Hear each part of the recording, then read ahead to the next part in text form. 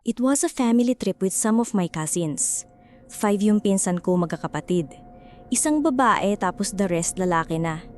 Dumating kami nun sa parang resort na may mga swimming pools, etc.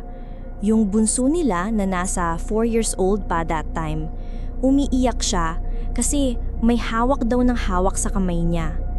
Buhat-buhat siya ng nanay niya so inisip namin baka may isa sa kapatid niyang nanditrip. Kaya medyo nairita yung nanay nila, pinagsasabihan sila lahat na huwag asarin yung kapatid at baka masira ng araw nilang lahat, etc. Nung nagpicture na, pinicturan sila magkakapatid. Tapos nung napadevelop na yung pic, this was before digital cam was a thing, nakita nila dun sa picture na may katabi yung bunso nila na paalang.